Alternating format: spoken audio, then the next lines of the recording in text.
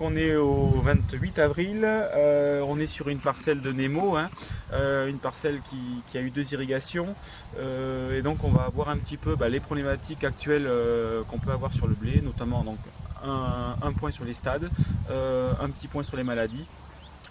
Donc voilà, donc pour commencer, au niveau de la parcelle, donc c'est une parcelle de Nemo, hein, plutôt sensible aux maladies foliaires, et en termes de stade, donc on s'est baladé sur la parcelle, hein, on a évalué la plupart, enfin les stades de la parcelle.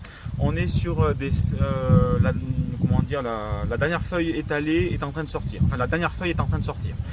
Ce qu'on note essentiellement cette année, hein, c'est vraiment des entre-deux plutôt courts, hein, par rapport aux années précédentes, hein. Alors ça c'est vraiment dû aux conditions climatiques du mois dernier, hein, avec des fortes amplitudes thermiques, notamment fin mars, début avril, des températures assez élevées et puis un manque d'eau durant la montaison, hein, même si c'est une parcelle qui a été irriguée 2 fois, donc le 4 avril et le 25 avril.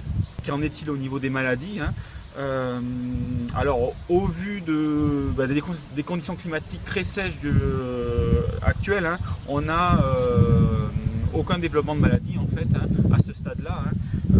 Donc comme je disais, donc le Nemo, hein, une variété plutôt sensible, hein, assez sensible septoriose, très sensible rouille jaune, comme vous le savez, hein, ça fait deux années où on voit que le Nemo, cette variété là, exprime des symptômes de rouille jaune, hein. Et aussi sensible rouille brune. Alors grosso modo, donc on a regardé un petit peu où en étaient les symptômes sur cette parcelle là.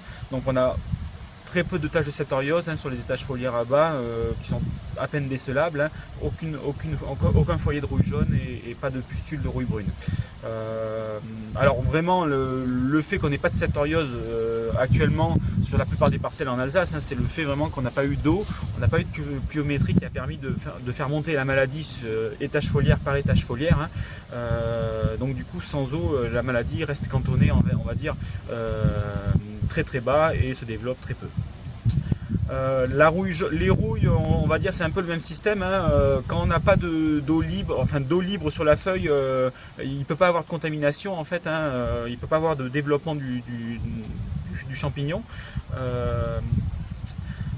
Et de plus sur la rouille jaune, en plus les forts rayonnements vraiment contrôlent très fortement la maladie, quoi, en fait, hein. Ça a un effet très dépréciateur sur la maladie, parce qu'en fait ça détruit les contaminations de rouille jaune.